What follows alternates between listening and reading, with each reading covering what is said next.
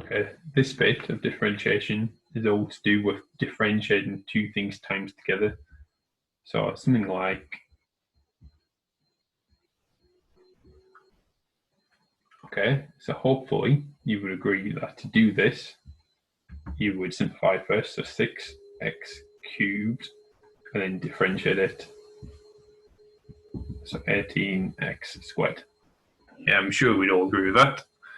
However, I imagine you've probably made a mistake at some point, or you can see how a mistake could be made by some people who might think that I could differentiate this separately, and get 12x. That makes no sense. When we looked at the answer we just got, we have to rub it off. I should have left on there. It was 18x squared, I think. Yeah, not the same. So I can't differentiate separately when there's a times there. However, when look, that there is a rule to do it. It's called the product rule, and it's the next page in your handout.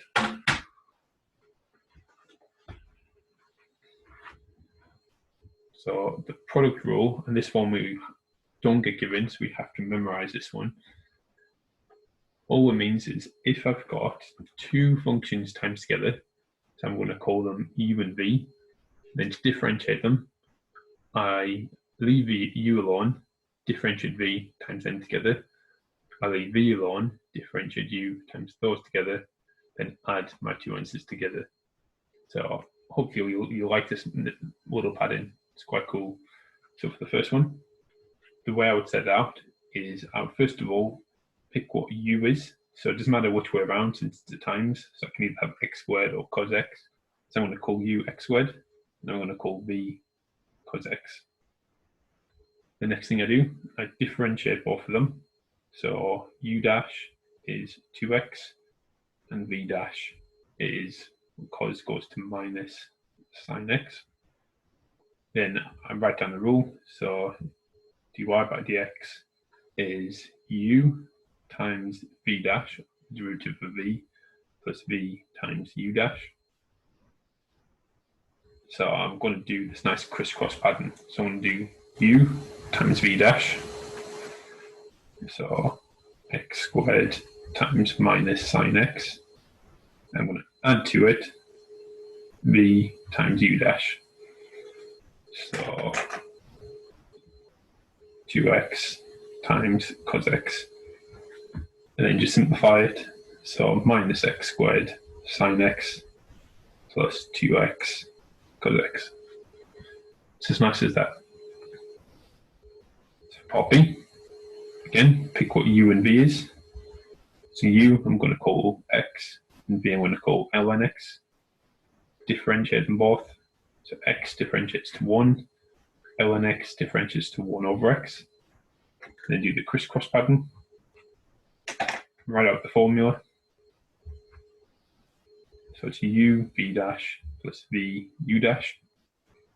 So it's x times 1 over x plus 1 times ln x.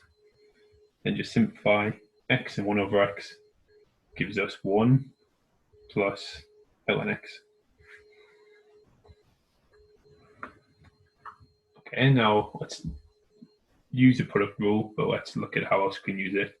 So it says find the x coordinates of the stationary points on the curve y equals e to the 2x times 3x squared minus 5 to the power x.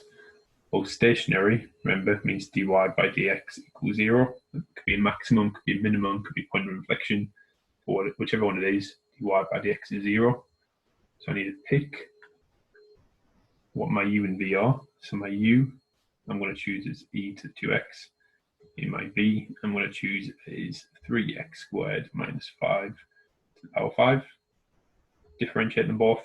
So 2e 2x, v dash is, well, differentiate brackets, so 6x times 5, 3x squared minus 5 to the power 4 now. So that's 30x, 3x squared minus 5 to the power 4. Do the crisscross pattern.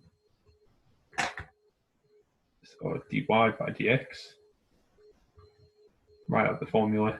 uv dash plus vu dash is e2x times 30x 3x squared minus 5 to the power 4 plus 2e2x times 3x squared minus 5 to the power 5.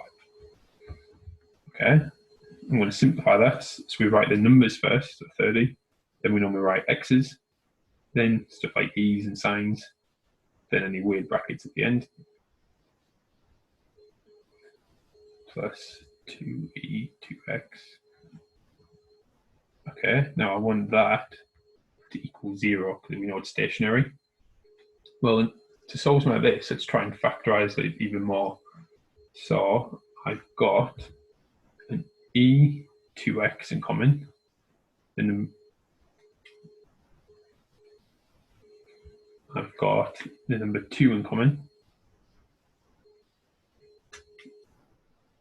So I'll be left with 15 there. I've got no x's in common, but these brackets, look, here I've got 4 of these, here I've got 5 of these, so I can take out 4 to the front. Now let's see what we're left with.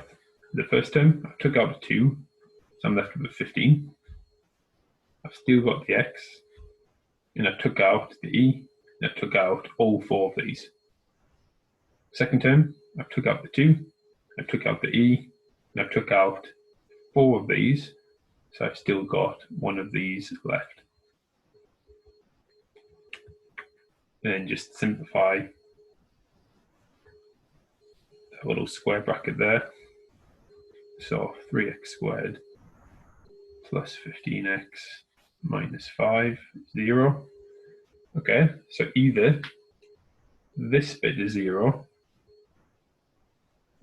which gives me no solutions,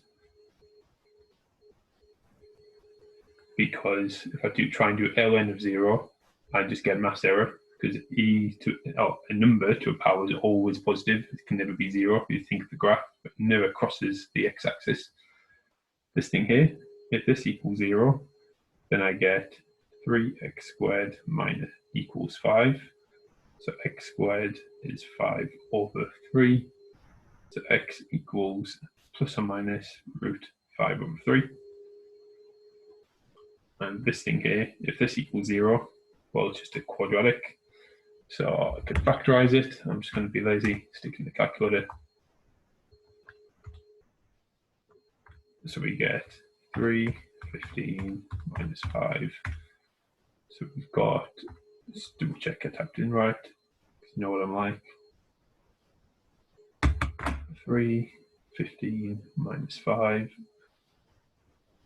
So we've got x is minus 15 plus or minus square root 285 over 6.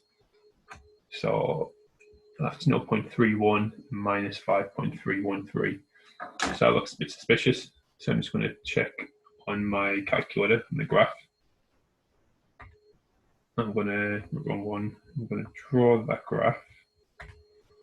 So e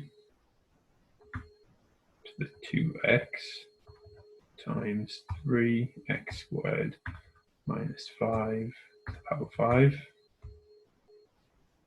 I'm going to zoom out.